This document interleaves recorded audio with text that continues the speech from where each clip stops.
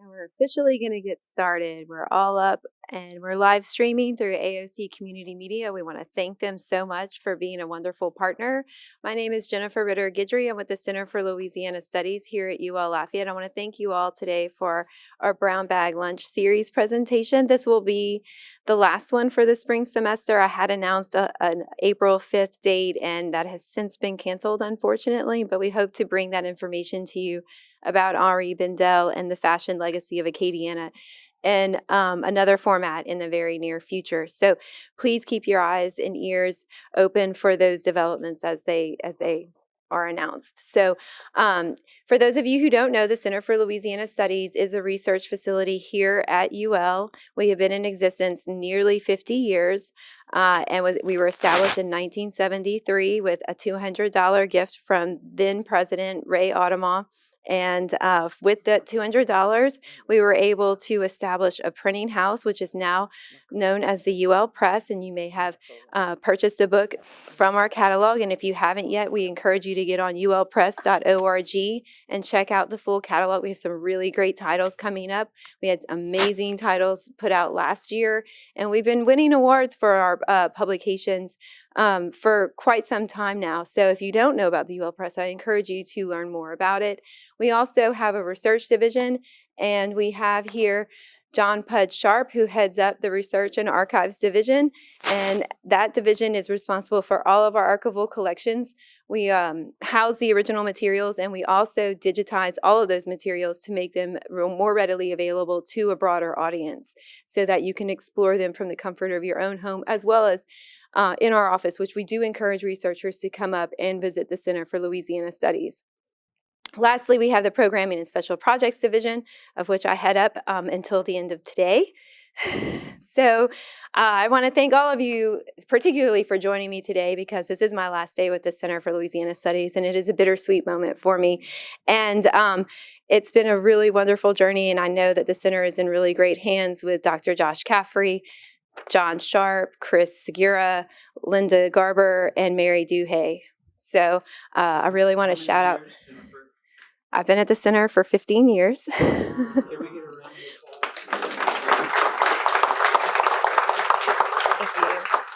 Yeah. Woo! All right. I wasn't really expecting that. I don't have anything to say. Thank y'all, though. It's been great, and it's been really wonderful. And this is the most meaningful part of my job, is to see all of you participating in the programming that the center provides. And I know that we will continue to provide quality programming opportunities for all of you, and we welcome your suggestions for future topics and speakers. So today, I'm really excited to introduce Becca Begnaud to you. She'll be presenting on Hold the Space, Creating Community with Healing Traditions. And Becca and I have become friends over the last several years, and it's been a really great experience for me. It's helped me let go of some emotional drama that I didn't need to have in my life. And I think that I've helped her kind of gather her thoughts about healing traditions in her practice and put them into a format that she can then present to all of you. But Becca has a wonderful story. She came into healing through her own illness, and I don't want to delve too much into that, but it's interesting how sometimes you find who you really are while you're going through a struggle, and that's certainly true for Becca. She has offered her gifts as a healer. Hey, hi, you guys, please come in, sign, and find a place to sit. She's been offering her gifts as a healer to the community for 29 years now, as both a traiteur and a healing artist, incorporating music, visual arts, writing, and storytelling. She holds a degree in anthropology from here at UL, and she's traveled to France and India, which have supported her journey and her growth of knowledge as a healer.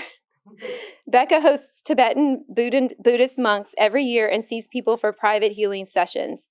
Her work as a healing artist began in 1989 following a cancer diagnosis.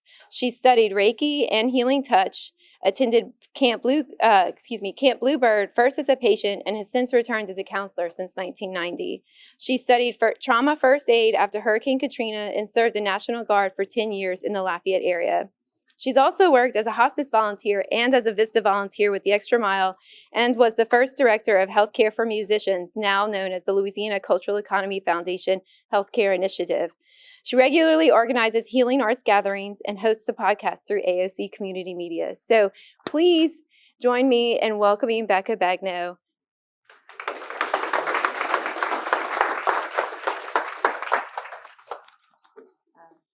I hope y'all can all hear me. If not, wave or holler or something. Thank you so much. I'm so impressed with myself, I don't know what to say. You know, I was leaning against the water fountain and I accidentally turned the water on, then I got myself wet. So something usually happens to get me back down to earth. I wanted to share a couple of things I wrote down while waiting. You can ask me questions as we go, because I'm a mother of 3 adult children. 2 are left, and I'm used to being interrupted, or they don't listen to me. So if something comes up and you have to ask because it makes sense then and it won't make sense later, then you ask. Or if you're afraid you won't remember it later, you can write it down. But at the end, we will have a time for questions and answers, but you don't have to save anything for that. A lot of the stuff that Jennifer talked about is drama. It doesn't really matter that I had cancer. What matters is that I'm still here today. So a drama would sell a TV show, but who wants to hear that you made it through it and that doesn't matter? But really, it doesn't matter. So I just want y'all to think not in terms of all that I've been through, because you would probably feel sorry for me if I could remember all that stuff. It's not important. What's important is that everything we went through is in the back and we're here. Because I'm sure everybody in this room passed through some kind of crack, as we would say. You had to at least have been in a wreck or two. I mean, Okay. Healing itself doesn't happen in a vacuum. It happens in a culture. And the culture we live in today doesn't look like the culture we lived in when we were 10 or 20. Every 10 years, everything seems to be. So I'm Catholic. I'm going to ask y'all to show me with a show of hands. If you don't want to, you don't have to. How many of you either grew up or still are Catholic? Okay. Then I can just talk like a Catholic. You're going to understand what I have to say. Because when you have to start saying, the universe said, or God, or just love, and you have to qualify to include. I want to be inclusive, so I just want you to include or understand what I say, because I was brought up Catholic. I don't think God was Catholic. My grandma just flipped in her grave, but I understand that God is with every religion, and if you don't agree with what I understand, that's fine, because I don't even understand sometimes what I understand, but it came along the way, and I think it's important. So I will give the kind of like the beginning. I had in 1989. So this year, October the 2nd, is the Feast of the Guardian Angels in the Catholic Church. October 2nd, 1989, I had a modified right radical mastectomy. So one is me and one is Memorex. For those of you old enough to remember the commercial. Okay, now, I'm in the hospital, and the nun from pastoral care comes to visit me, and she says, I think you should look into healing work. And in the back of my brain, I'm thinking, I think you're nuts. I don't want to die. And she's telling me I should look into healing work, so I didn't say anything. And then when you're in the hospital, where can you go? Well, you can't go till you're discharged. And I remembered that my grandfather had been a traiteur.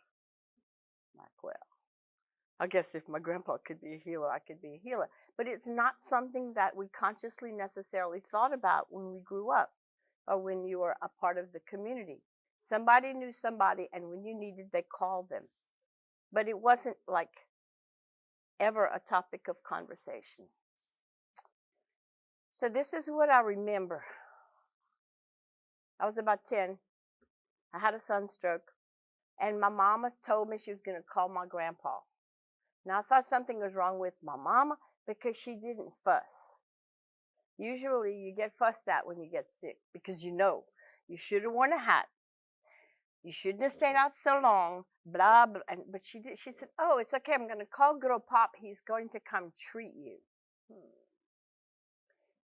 Well, I didn't know my grandpa did this. And so I didn't know if he was going to treat me good or treat me bad or buy me a treat. Really. So I had fever. I had a headache. I was in my room. And good old Pop came. And I'll share with y'all about this later. So good old Pop comes in, and Mama had put a basin of water next to my bed, and he ran his hands through the water, and he did this. Now I'm not afraid of him. He's an old man, and he's praying under his breath in French, but he was my grandpa, so I didn't have to be afraid. My mama told me I was too stupid to be afraid anyway, so it always helps a lot when you get those left-handed compliments growing up, but there's something good in there. Sometimes it takes a lifetime to figure that. So good old Pop was doing like this, and then he went back to meet Mama.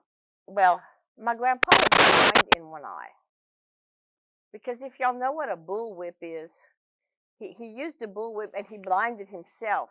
But you don't really whip the animals. You crack the whip and the sound scares them. So my grandpa scared the cow and blinded himself in one fell swoop. But, and everywhere he went, he rolled his own cigarettes.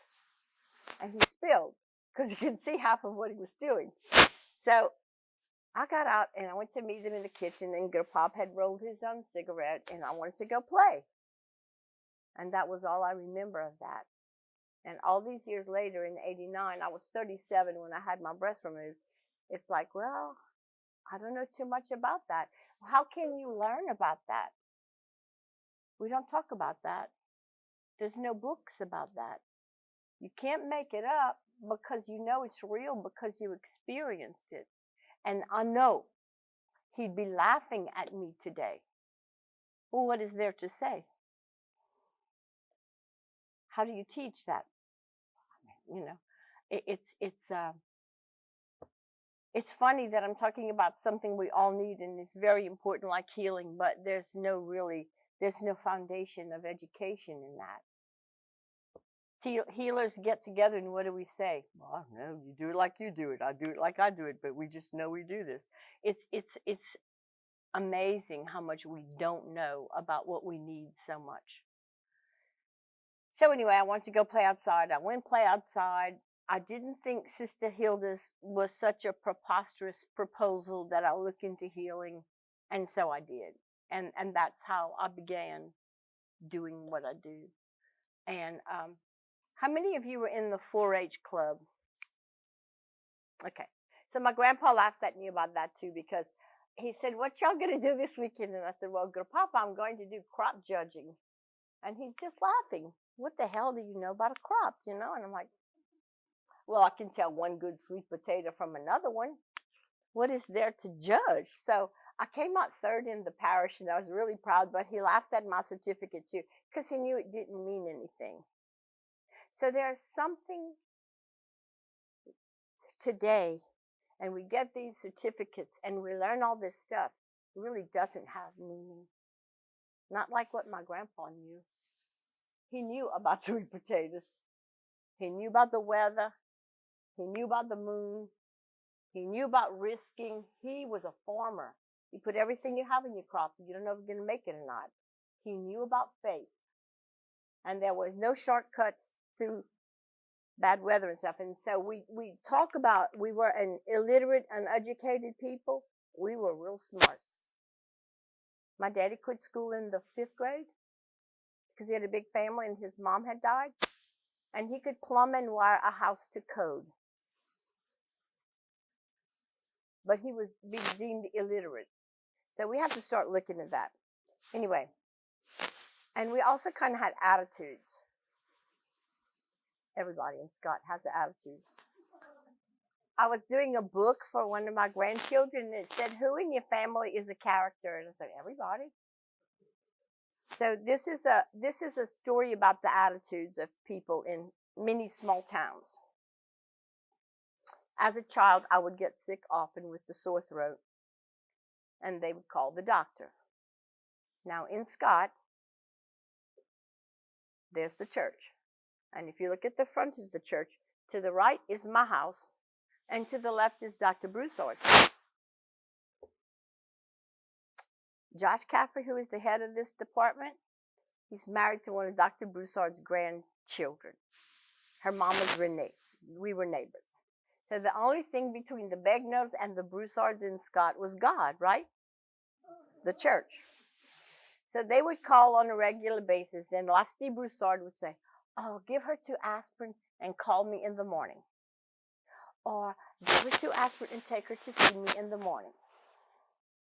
So some years later, Dr. Broussard needed my dad because he had toilet issues, right?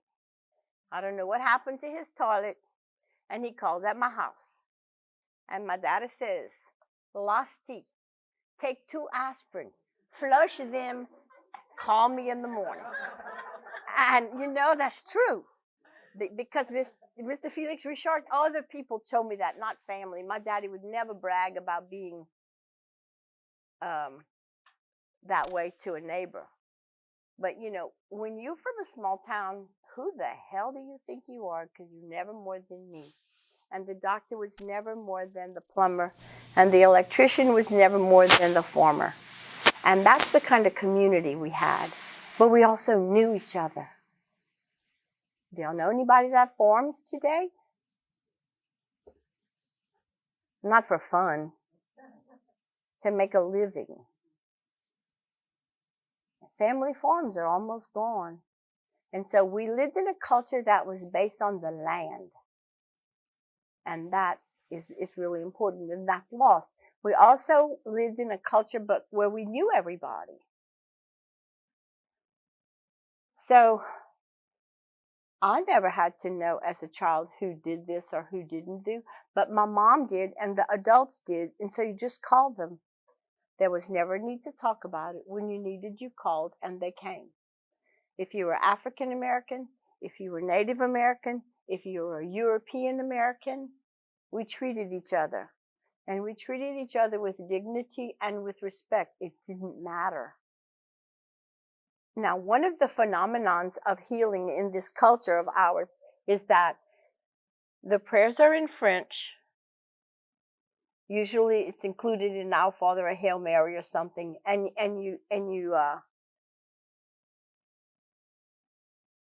it didn't matter what culture you came from. So French dominated here. I don't know why.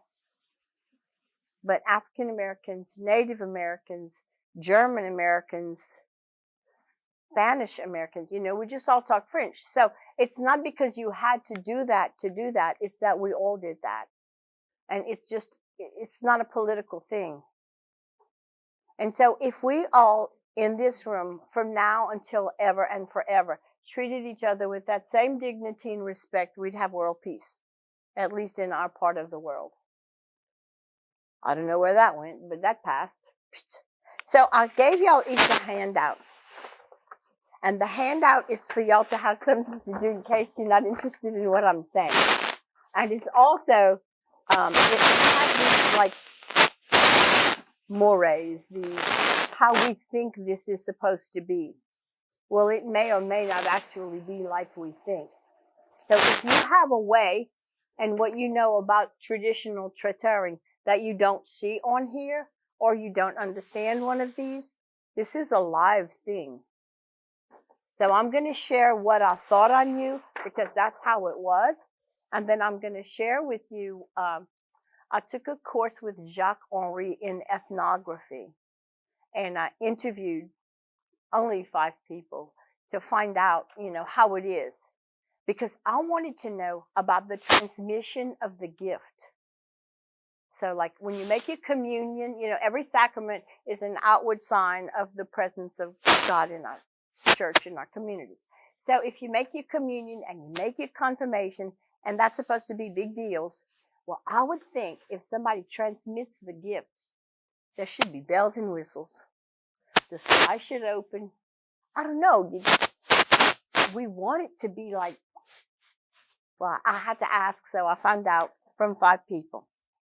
So I'd like to share also, how do you honor a culture that basically doesn't exist anymore? How many of you still practice? No, I don't know how to ask this question. How many of you don't practice Catholicism like you used to? Yeah, it has changed. So I had an article written about me and about this guy named Colby Hebert and about Helen Boudreaux in Catahoula. So Colby Hebert lives in New Iberia. I live in Scott, and Miss Helen lives in Catahoula. And it was a publication in New Iberia, and I forget the name of it. But anyway, Colby is a hat maker. So he made me a hat. But he's a traiteur. But he lives on Magazine Street, okay? And Helen Boudreaux lives in Catahoula. And we all had a newspaper article written about us all together. So it's not just my community, her community, and his community. Some kind of way it's gotten bigger than that because we live differently. So I want to pass this hat around so y'all can just see the quality of his work. And he just gave me this. Trust me, I could not afford it. So I'm saying this in humor, and I don't know if it has to be bleeped for AOC. But I may not have a pot to piss in, but I can always pass the hat. And that brings us to, do you pay for this work? Well, there was always bartering. But there was never a fee. I'll charge you $100 and maybe you can come, but maybe you can't come. Well, then why would I charge money? Because what happens when I charge money and you don't have money, then you can't get what you need. Hello, we've seen that in real medical care today. And so we could always help each other because we had each other and we knew each other. So I am open to receive donations, but people don't know how to barter. And we don't know how to do this, that was, in today's society. So my daughter sent me 2 friends. They were like my age. One of them was a nurse. I mean, these were wealthy, normal people, right?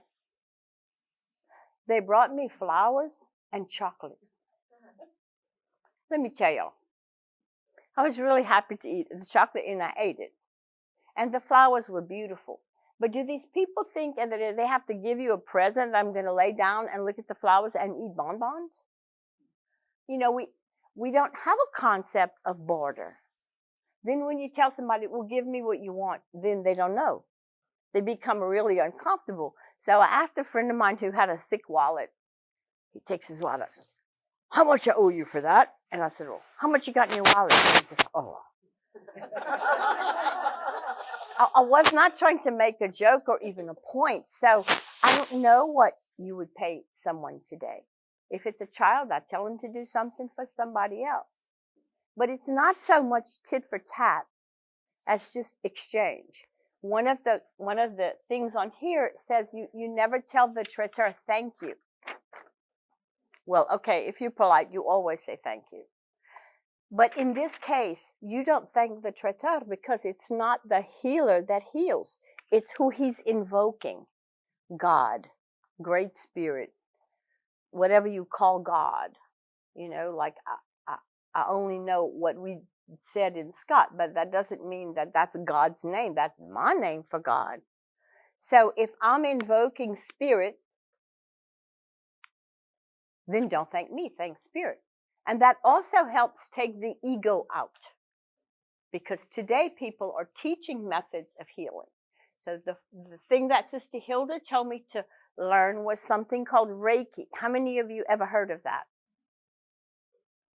Do you know what it is? Well, most of us don't. But it's just it's one way through Dr. Yusui that was brought here by Mrs. Potter through Hawaii for us to access source. So they call that universal life force. With God, you know.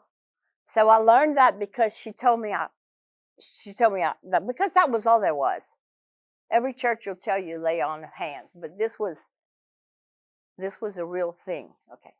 So my kids all do this.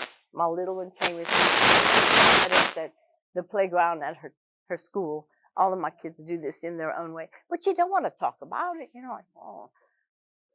So when you don't say thank you, it's an ego release. And so with not saying thank you and with the understanding that it is not I, but God who does the real work, then I can tell you in all honesty, I don't care if you get well or not. Which that don't sound nice. But it's true. Because maybe what you have to have it because there's something for you to have that, like the thorn in the side that never went away. And maybe you have to die. Well, who doesn't have to die? Let's talk about death for a little while. Somebody wants to go into healing, I tell them to do hospice work. Because everybody's going to get better. My mama died. My daddy died. My daughter died. I have 2 children that died before. And we're not coming out of this alive. We all want to go to heaven, but we don't want to die. So we pretend like dying is bad. It's a part of life. So if you are going to, in earnest, work with people who are ill, then you have to know some of them are not going to get over that illness. As a cancer survivor, I work with other cancer patients. I didn't die of cancer, but I'm going to die of something, huh? So it's like, that's another concept that we don't like to talk about. I'm not a great white healer. It's going to make everybody throw their crutches and walk. I have a joke about that, but I can't tell you. My aunt used to tell us. So I just want you to understand that my understanding of healing is different from curing. There's a big difference. I know that if you come to me and I invoke that God is going to work with you, or Spirit is going to work with you, or somebody's going to work with you, even if I don't know who they are, right?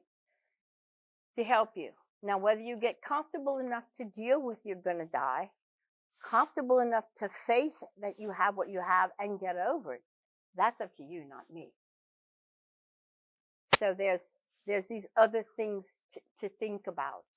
And we didn't have to think that much when I was little. And the culture was simpler. Well, I lived in Scott, across the street from the church, and I knew who sat in what pew every Sunday. And when I was a child, you had to fast 3 hours before receiving communion. And you had to go to confession if you had a mortal sin on your soul. And if you didn't go to communion, we all knew you were up to no good last night. And we knew who you were with most of the time. And we knew your mom and dad. So it's like, God. And we had confession. So you don't know anything today about people in that same intimate way. So you knew what was wrong with everybody, but you had to love them anyway. Because they knew what was wrong with you. And we all have something wrong with us. So I wanted you to understand that about the bordering. I wanted you to understand that because today people say, oh, if you say thank you, it won't work. Are you serious? Do you think somebody's going to pray for you and then God's going to grant them healing? And because you don't know you shouldn't say thank you and you say thank you, he goes, psych, I'm taking it all back. I mean, no. So we have to look at what was and bring it forward with some kind of consideration because things change. One of my children told me she was leaving. She says, I'll never come back to Scott again. And I'm like, ugh. I had those same feelings. I just didn't have the audacity to tell my mother. I came back too. I don't know why. Because we just kind of have to. So things change, but inside they don't. But how we see it on the outside does. So I just want you to understand culture and consider this and how much it's changed. So some of the main factors of our culture as we lived with it was music. Nobody did music to become a rock star. Are you kidding me? You did music so you could make it through the week. Or you did music so you could go get drunk on the weekends. And so you could feel bad Sunday, but look good anyway, and still make it through the week. I had two brothers that were in bands, and it wasn't Cajun or Zydeco or anything. It was what we call today swamp pop. They throw in a few French songs because they spoke French. But so music was in everybody's household, but it wasn't apart from our life. It was a part of our lives. And so if a musician it's just integral. It's just integral. And we were real creative, and we could do lots of things. I think we were creative because we didn't have a way to have things if we didn't make them ourselves in a lot of ways. So when y'all go traveling and you want to eat, the food that you get is never better than the one we can make here. It's just not. And when you go eat Cajun food somewhere else, it's always a disappointment. So we can cook. But the food we cook here is not like in France or Canada, because there were different ingredients in different climates. So, we really all know how to cook. So the word traiteur in standard French means a caterer. But we don't need caterers. We all know how to cook. So for us, a traiteur is a treater. And so you treat someone. It's a treatment. Il y a des traitements. So I just think that's a kind of interesting thing to think about. The traiteur heals only when someone asks. I see and perceive a difference between praying for someone and doing healing work. I can pray for you every day, all the time. My grandmother used to say 3 rosaries a day. That would be like the whole rosary, because they used to have 3 the 3 mysteries. And so Grandma said 3 rosaries a day. She also woke us up at 5 o'clock in the morning on Sundays so that we could eat breakfast, and we had coffee, milk, and toast, and then go back to sleep so we could go to Mass at 8 o'clock and receive communion. Consequently, nobody told me coffee keeps you up, so it doesn't keep me up. Here your coffee milk, go to sleep. I'll wake you up in a couple of hours, okay? It was kind of bizarre, but it's how it was. So in the whole point of that we are so creative, and that music is a part of our lives, and it really, really is. So is our faith. But it didn't matter that we were Catholic. We could have been Jewish. Could have been Protestants. But we had faith, and we pulled together in community. And so where is community today? So one of my intentions and one of my efforts has been to get people together so we could become a community, at least of healers. Some kind of sense of community. And Jennifer introduced me as a friend. Because if you know somebody as a friend, it's a different relationship than if she just works here. And my last visit to the center, I called another friend of mine who's a professor, and I'm like, all those people in that office, like they're all musicians. Well, what's wrong with that? And he's like, well, they're all archivists, and they do a very good job. Well, I wasn't understanding what an archivist was, or that they even had a job. They're my friends, and they do music. Well, I do music myself. So could I be disqualified as anything because I do music? So we do many things as who we are from this culture. And I don't know why I had this concern. And then by the time the conversation ended, he says, well, you're a scholar. Well, that kind of scared me, If I'm a scholar, I'm not going to say, but you can only imagine, if I'm a scholar, this place is in trouble, right? But the thing is, when you see somebody as a friend, you see them as a child who's been playing accordion since they were little. And then all of a sudden, this guy's brilliant, and he's all kind of degrees. And I can't see him be like that, because I can just see him playing at the jams and stuff. So we also have to increase how we see each other, because we're bigger than our perceptions of each other. And I don't know why I went through all of that, but I guess it's important. And I'd like to thank the young accordion player, for being here. So, so for us, music was important. Humor was important. Nobody can laugh like we can, because we can make fun of each other in English and in French. Okay, so my brother's best friend lived down the street, and he ended up being the drum major. And so when he would leave, he'd come visit, we'd visit. He'd say, bye, and then we would say, frottoir, because a bye is a number 3 wash tub, and a frottoir is a scrub board. And it doesn't make sense unless you really have an understanding of the language, not just what you think is cute that somebody said. It's really like that. So humor is an integral part of what we bring to the table. It allows you to accept the truth. It's kind of like the sugar, the spoonful of sugar. We also worked hard. We have a work ethic that is unbelievable. If you know anything about the oil field, they always want people from here to go work in the North Sea and to do these really, really incredibly creatively difficult jobs, because they know we're not going to stop until we do it. Whatever we is, meaning people from this area. So we have music and humor and work, and we have faith, and we have community. And so that is the vessel that holds the traiteur gift, regardless of your culture. How many of you know who Dana David is? Oh, she's a scholar. She is a scholar. And she wrote a dissertation that's like thick like that, but she wrote it in French.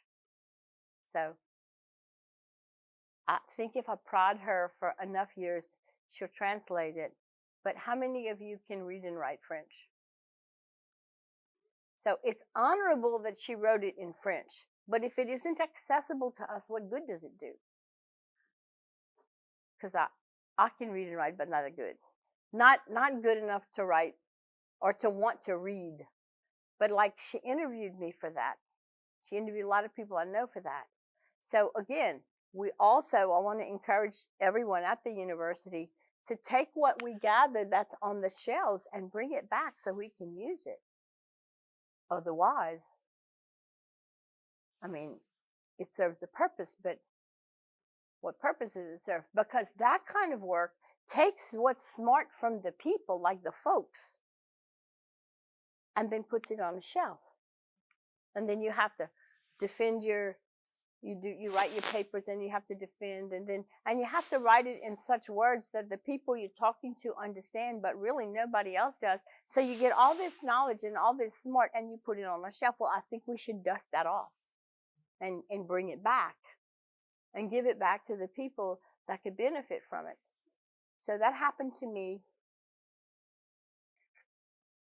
at the Miles Perrette Center. Y'all know what Miles Perrette is?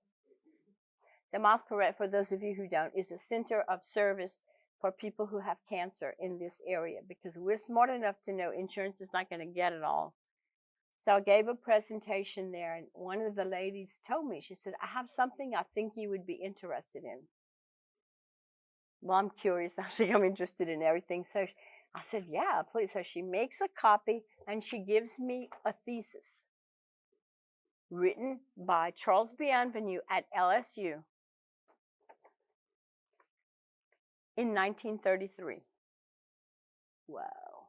And so I'm like, it was a Kiel moment, you know. It's like, wow, Kiel, I don't know what this is, but it's something. And I have a degree in anthropology, but, I promise you that does not make me an anthropologist. It means I have a degree. So I'm like, ooh, what do I do with that? So I called my anthropology professor, and I gave it to him because I didn't know what to do with that. It's like, so he since, we had a visit. He goes, well, we have to get permission. If the thesis was written in 1933, that man's got to be 100 years old. Y'all should turn your phones off. I thought I had. Forgive me. I hope y'all do too. Anyway, so he said we had to ask permission, And what in 1933 was happening is this man was studying the Negro French dialect of St. Martin Parish. That's before Cajun became something and before Creole became a reaction to Cajun. He's studying the language, that dialect, that patois of French as a study in language. But either his professor, who was his guide, or he had the wherewithal to understand that they had some real knowledge. So he collected 500 treatments, methods of treatments. One of them was you open and close the door of the armoire 9 times. I don't know. One of them was you put a basin of water underneath the bed. The other one is you cut a chicken and you let blood run down their face. Well, if you don't die of a heart attack, you'll never let yourself get sick again, you know. And there were prayers, and there were teas, and there were poultices. So it was incredible. But as an anthropologist, he could sift through that and tell us how numbers had meaning, and why the water had meaning, and how the number of beans or leaves to make the tea had meaning. There's greater meaning to all of this. And it's not stupid. It was just the knowledge that the folk held. So folk medicine is medicine. And because it's natural doesn't make it not potent, you know. So what he did was he got together with master gardeners, and he planted a medicinal herb garden at Vermilionville. Because after a while, they took this little house at Vermilionville and they dedicated it to the healer, right? So there's African American healing, and there's Native American healing, and there's European, all in this house. And I'm like, well, you would never find that in the town. And so, you know, I'll go to my professors when I have stuff I don't understand. I graduated in 2006. There's still a lot I don't understand. So I went to ask Jacques Henri. I said, why they do that? That's not real. So his response was really, really, really helpful to me. He says, it's kind of like a zoo. You go to the zoo. They have lions and tigers and bears, all that, and they might be close to each other, and you would not find them like that in the wild, but so that they can show us, they do it that way. So to have the 3 cultures represented as healers in one house is, we get to see it all, because they can't have 3 houses. So I really understood what he was saying.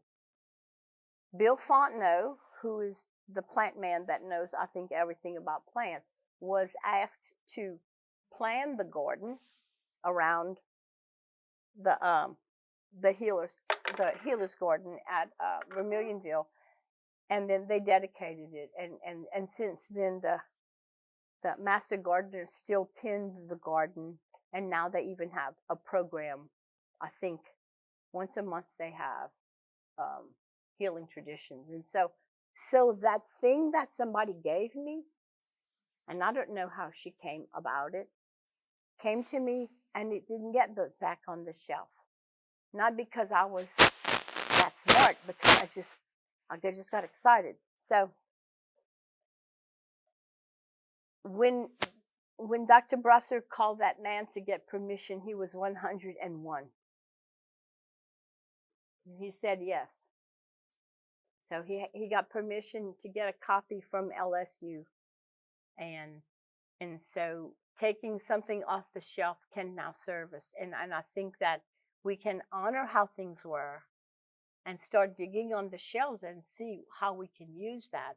Because when you learn a new method of healing, it's based on something ancient. And so there's nothing that Native Americans can do. There's nothing that other cultures can do that we can't do. This is how we did it, and this is what we adapted, because so we're caterers. We're traiteurs. So when I did the ethnographical study, I spoke with 5 people who do this work. I I want to, if y'all looked at this, because y'all can ask me something if it doesn't make sense. So the gift is passed from a male to a female and from a female to a male. So someone said, that's to maintain balance in the gift. How can a gift have balance or be imbalanced? But when you look at cultural anthropology and when you look at healing, it makes sense to me. But it doesn't make sense to me as it's like a rule. Well, why we have to do that? I don't know, because they said, so then we do it. But I understand the bigger picture because I did some studying with that. So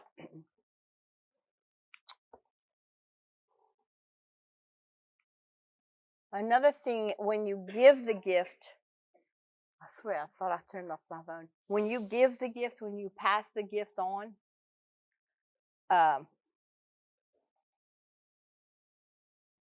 you're supposed to I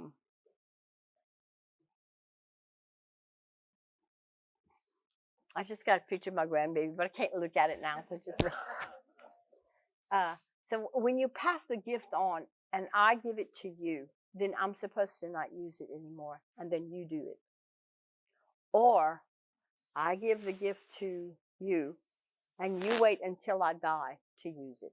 So the gift in this culture was meant to be transmitted one-on-one. And all of these things applied.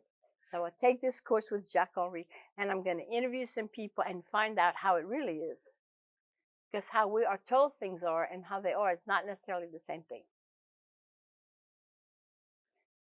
So one of the persons that I interviewed was myself. I included myself in the transmission of the gift. One of them was an old lady, way older than me. And she told me that she doesn't do it anymore because her children told her not to. And it made me angry. Because who were her children to tell her what she could or couldn't do? And why would she listen? Because I didn't listen to mine. They didn't necessarily listen to me. And it's kind of like, why not do this? It's a good thing. But later on in real life, I ran into one of her family members, and they said she was getting too old and it was becoming too much for her to have the people come. So then I calmed my nerves, so to speak. Okay. One guy received the gift, but never felt worthy to use it. So he never did it, ever. And he had it for years. Well, how good do you think you have to be to do this? Trust me, I'm not that good. My grandpa, he was a good man, but nobody's that good. If we ever think we have to get as good as Jesus or his apostles, we're never going to do anything. So we're good enough as we are. Just wanted y'all to keep that in mind. So I had one old lady who quit using it because her family said to, and one guy who never felt he was worthy. That just leaves 3 other people. So one guy I knew, he's from Karen Crow, and he had 8 prayers. Some he got from women, some he got from men. So the whole deal of pass on to the opposite sex, I didn't find to be true. Now, I got my gift after I did Reiki and Healing Touch, which I learned with nurses. Healing Touch is not just a way to say healing touch. It's a copyrighted method of healing that nurses created. Because they knew that if 2 nurses went to do the same thing with patients and followed the same protocol, and one got better results, that they had something that was different from what the other people had. So they created. And when you become a healer in that, they only talk about source. In case you're Jewish, in case you're Native American, in case you're agnostic and not Christian, anything. So they use source with a capital S. So,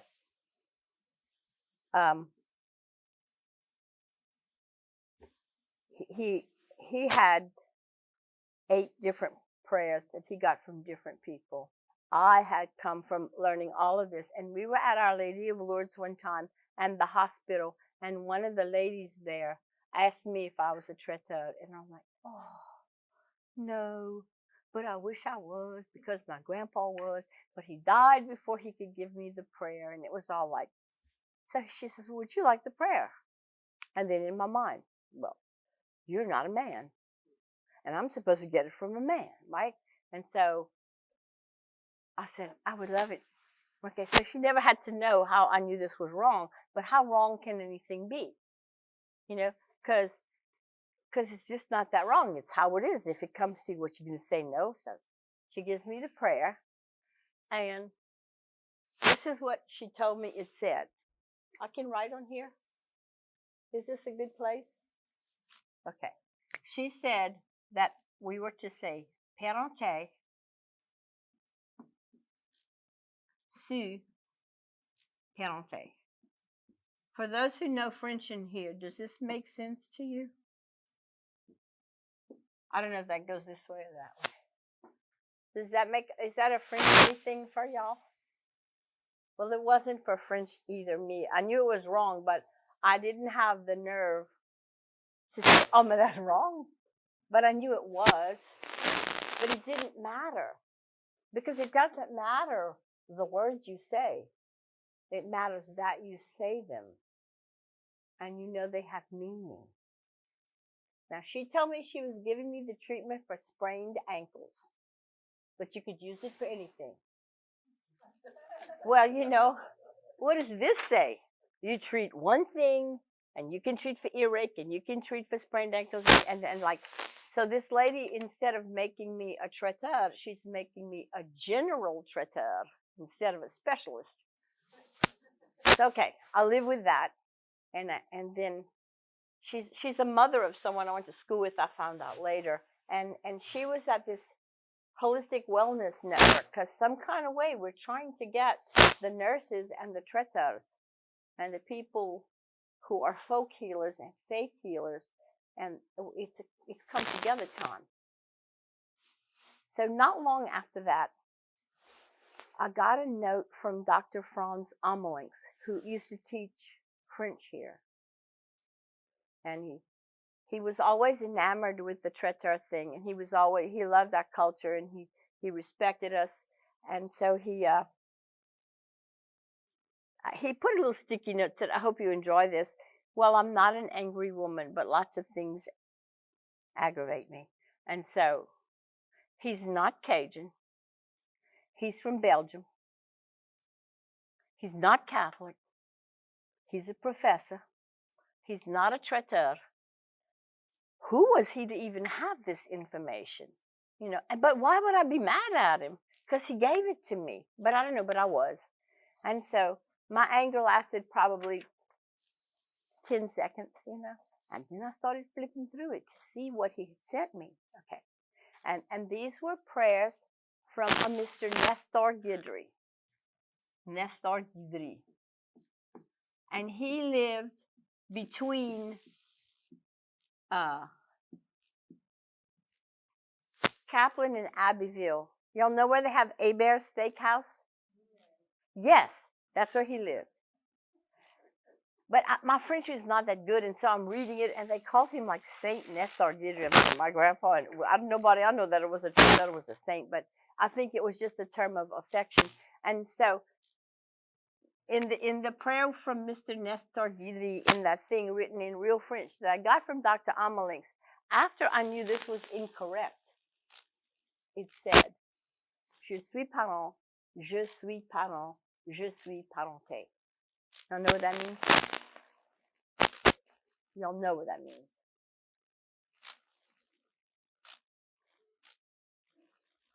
Je suis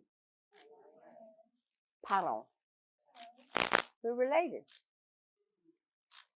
Oh, that was like a, whoa. Native Americans talk about all our relations. We know the butterfly wings over there. We can feel it somewhat, you know, like we're all connected. It never mattered what the language was, or even if it was wrong, because it was right. You know, it doesn't matter what you call God, but that you call him. It was it was my aha moment, like as if I'm watching Oprah, you know, like, ah.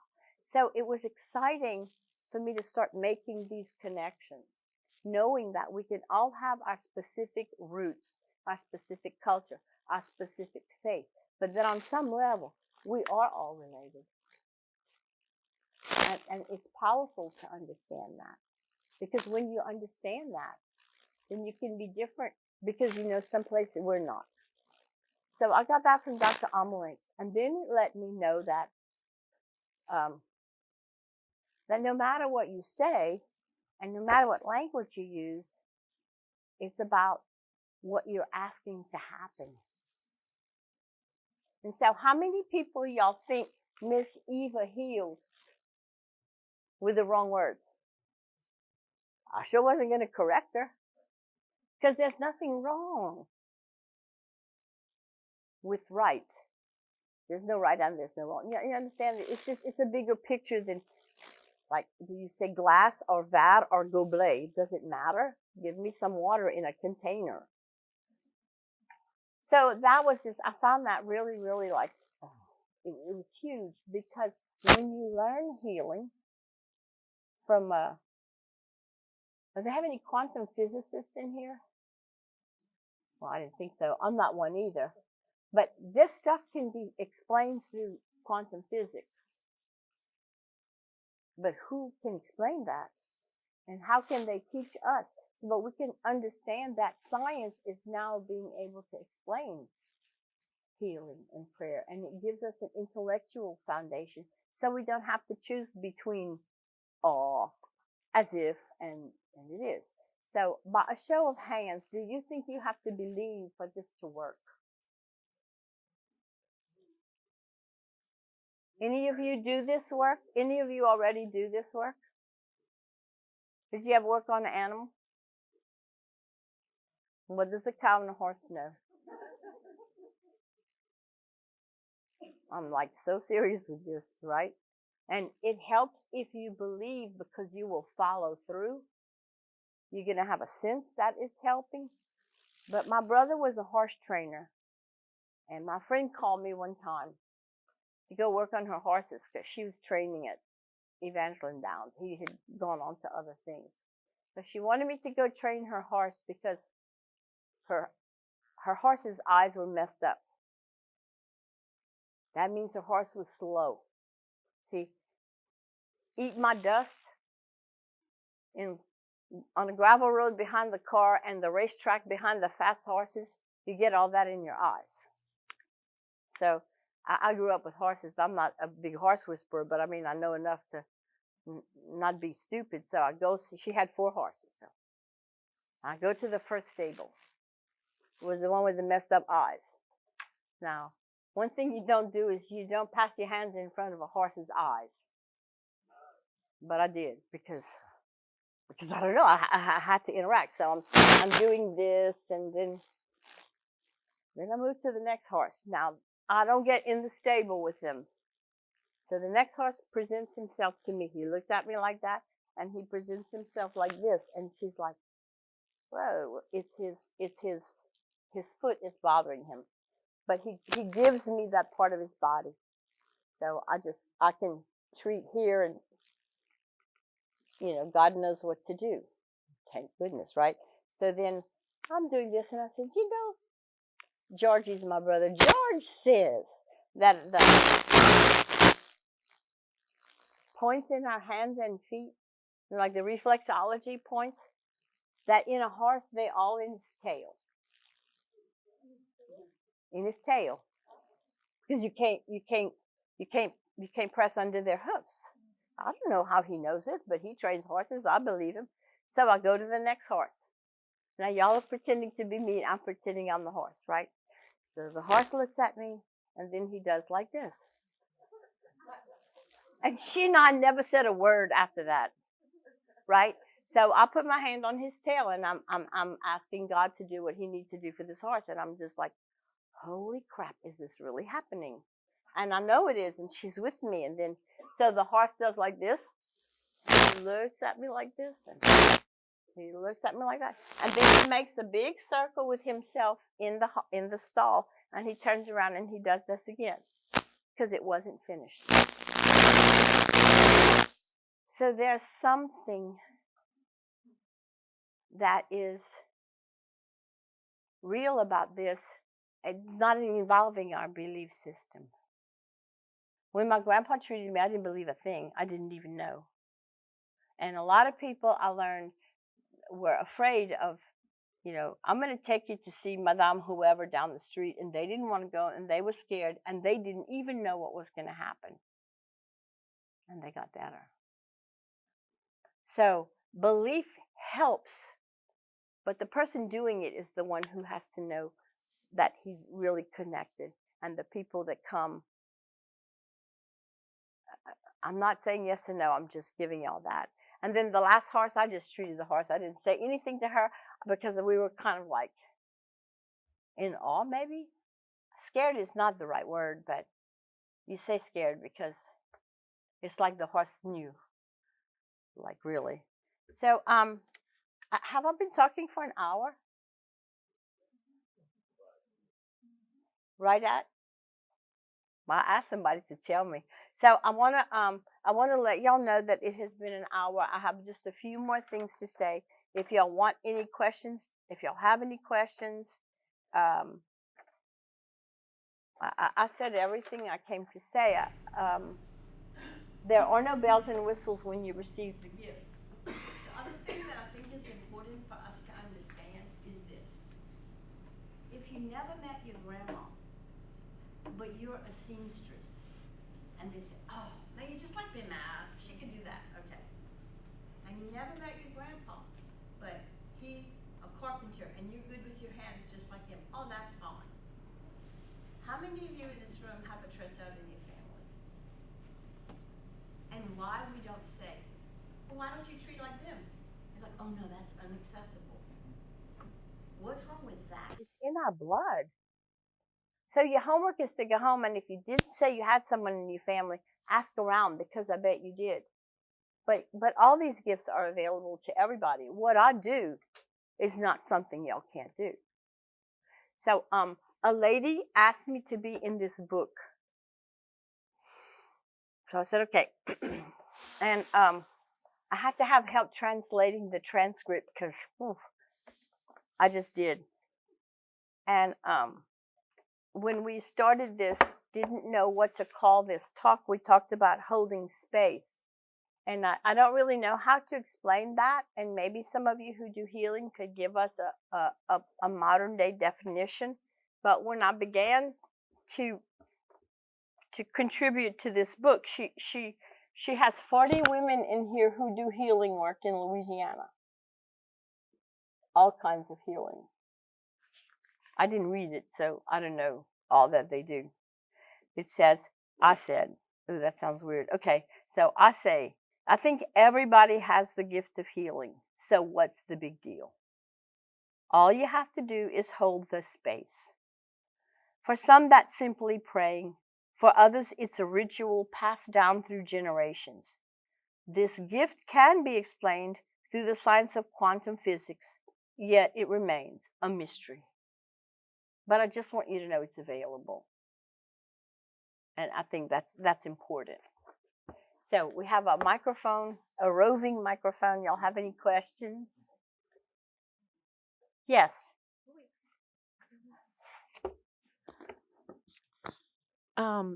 When the nun asked you if you wanted to be a healer, how did she know? Is it something that you think she felt? Did you feel it? I thought she was nuts. You'd have to ask her. We became really good friends. She herself is now a cancer survivor. I found out that I was her first patient at the hospital.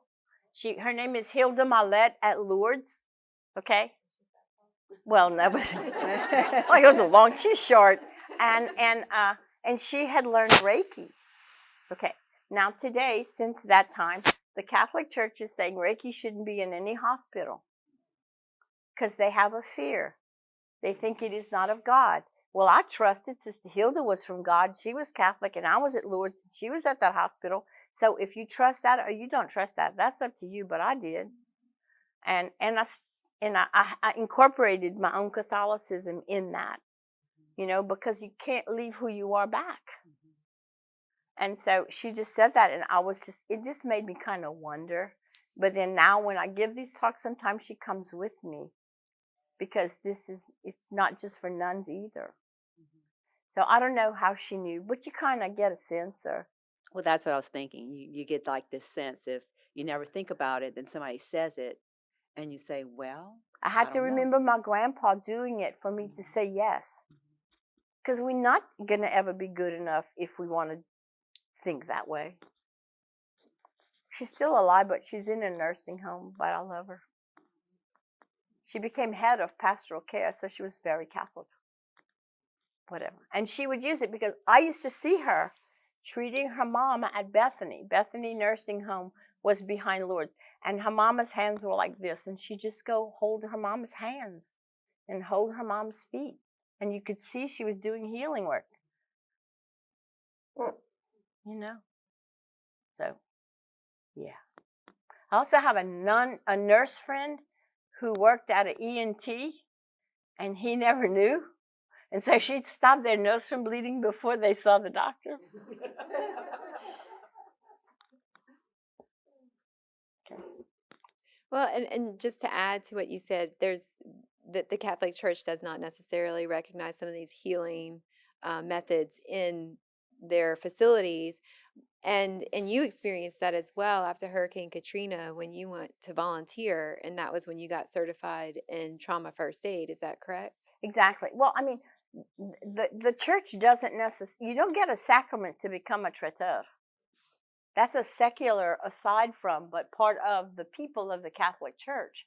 No, there's no sacramental, there's no ritual to become a healer, but you go to healing masses and you go to healing services. And if we ask, we can all do it. So there's no Catholic stand on this, at least back then. So officially, it's a gift to all the people. The microphone's actually for the audience members that aren't here because we are live streaming and it is being recorded. So we'll capture everybody's questions and comments as well. So yeah, it doesn't sound louder in here. Does anybody have any other questions or comments? Does anybody else want to share about their own journey into healing arts? How many of you have been to a traiteur?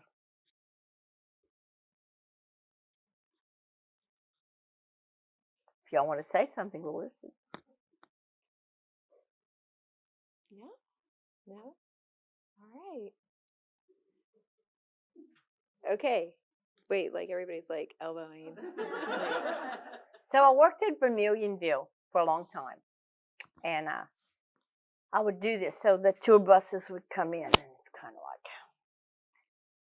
like, it never failed. The whole group would leave, but one person would come to me and he'd go, you know, this guy was from, I guess, Alabama. He says, you know, my uncle used to blow in them babies' mouths. What you think he was doing? You know? Said, well, he was probably treating for thrush, but he didn't want to say that in front of his people because you're weird. You know, like he actually let the tour leave. And he'd come, and I, you know, like I guess, that is one of the things that you treat for is thrush in babies, and you do blow in their mouths, and we blow in ears when you have an earache with smoke and stuff. So we're afraid to own this, and it's can you speak to that?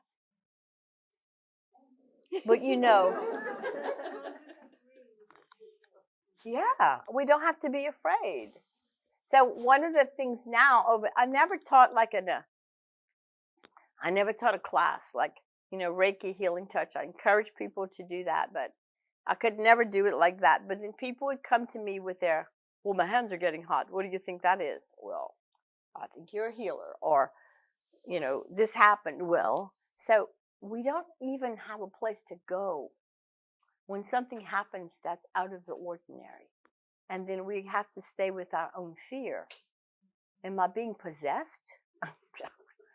Not to, I mean, because I really, but, so yes.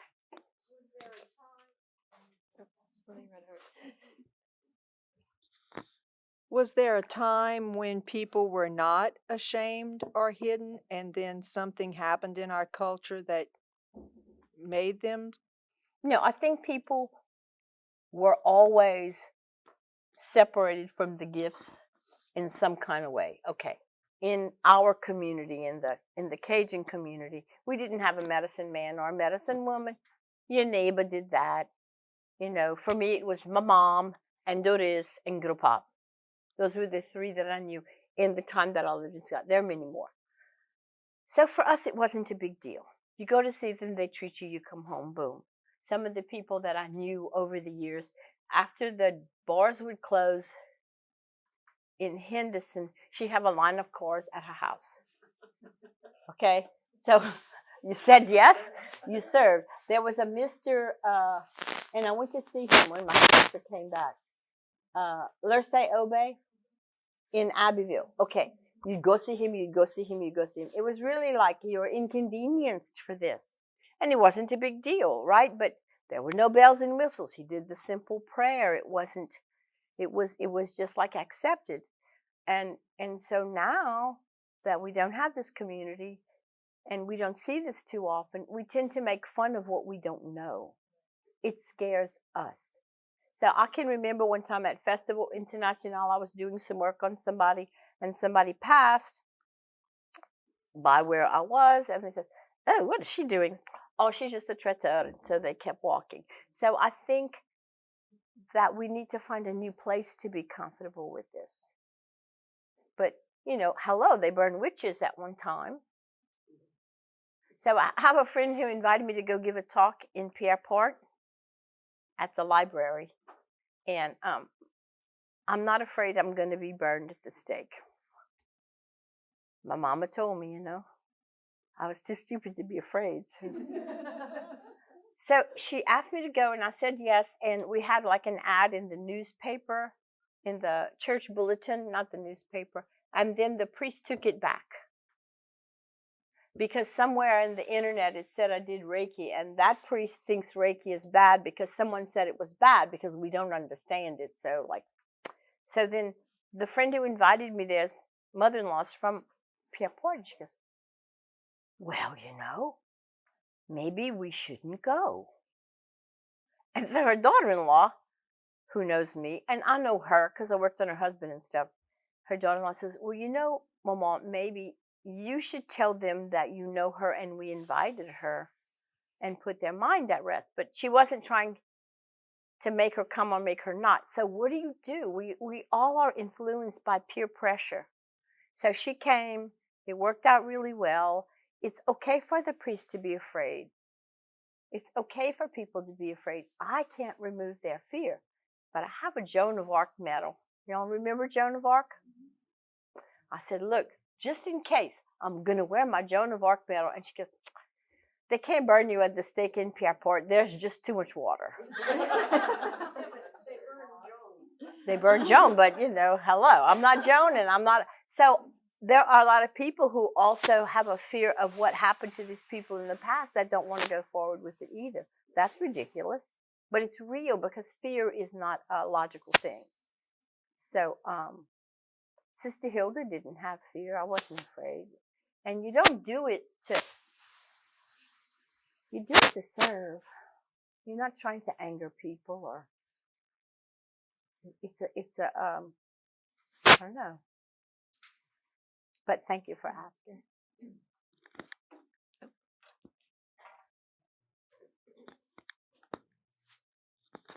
I was born and raised in Eunice, and my family wasn't Cajun on either side, so I don't recall anybody being a traiteur in Eunice. Do you know of traiteurs in Eunice?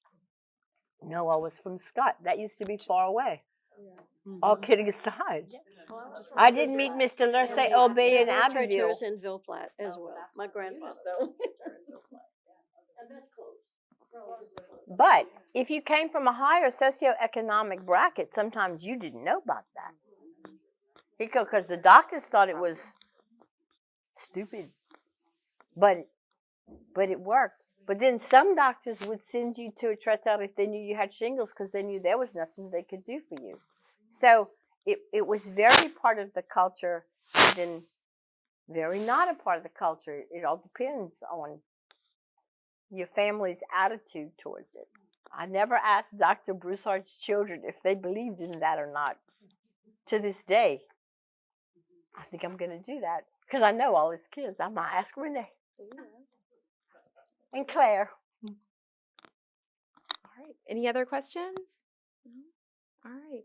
Well, I just, I think when you talk about holding the space, I know what it means for me personally. It means when I'm overwhelmed and I'm so full that I know that there's somebody else holding space for me. And that allows me to overflow because I know there's still some other space. And that in and of itself, I mean, I'm looking at the grad students, I'm like, that means a lot. When you're so overwhelmed and you can't see through to the end, when you know that there's somebody holding space for you, it's very powerful. And healing arts in this culture has struggled with legitimacy throughout its history, and it's come and gone in waves, and when Catholicism was very dominant, these healing traditions were seen as suspicious and counter to Orthodox church teachings and readings and methodology even. Exactly. To this day, there are priests that say no one should do that, and there are priests who do that. So you figure. I have a thesis written by a priest who gave it to me a couple of weeks ago, and he's very much studied it and is sharing about it and trying to bring it to a place of The life. Rosas? Huh? The young man Rosas? Yeah. Yeah. He came up when he was a student here at UL. And He now wasn't a priest. No, he was. No, he hadn't joined the seminary yet. But but he Yeah. was very much interested in the healing tradition before he joined the seminary, and now he's completed all of his. He's a priest. Yeah, and he's been ordained. So I think that a lot like language, healing arts in this area has gone through several iterations and has been more popular and more accepted than it has at other times. And it's another one of those things, if we don't talk about it and we don't seek it out, it'll be a part of our culture that we do lose. So I echo Becca's homework, and I encourage you to go out and talk amongst your friends and your family and see if there are any healers in your community and in your small social circle, and celebrate it and be mindful of it. The next time you have a wart, or that when you're out in the garden too long and you get sunstroke, or some of the other ailments that that are more commonly treated by traiteurs. So one of the things that from what you just said is I would always tell people, I don't want to know what happens. It's between you and God. Well, what happens when a child feels better and they want to talk to you? Well, I'm not going to tell that little girl. I don't care what happens to you. So the mom calls me. I said, oh, it's okay. It's just spirit working. Okay, so she understood the Holy Spirit was working, because the Holy Spirit is also the spirit of creativity. When we are inspired in the secular way, we are in spirit. So the mama got that, and then she said, well, the warts are gone and there's one left, and then she wants to come visit me and bring me a present. What, I'm going to say no? So after a while, you just have to let it do. Yeah, we're a living culture. We are living, and that's important to remember as well, that these things are not static. They're not set in stone, and even if they were, they are still changing, because stone wears away and erodes, and the Grand Canyon, and it's still subject to heat and pressure and things like that. So at any rate, thank you again for joining us. Can we get another round of applause for Becca Begnaud? If you want to know more about Becca's healing arts, she does have CDs available, which is part of her research and her journey into exploring healing traditions, both for herself and within the community. And she does have the book on hand. It's a wonderful publication of women who are doing healing work throughout the state. It is very limited edition, but it is a really wonderful publication. It's called Stewards, and they only included women, and we're not stewardesses. You're welcome to look at it if you want to. And thank you again to AOC Community Media for being so supportive of this program and making sure that those who could not be here with us physically were able to participate in this conversation and be a part of it through the World Wide Web, from wherever you are, from your sofa or from your computer at work, or we won't tell on you, or your device, as you're driving down the interstate from one place to another. So thank you again. Have a wonderful weekend. Please be sure to earmark cls.louisiana.edu and look us up on Facebook, Instagram, Twitter, and all of those other social media platforms. Thank you.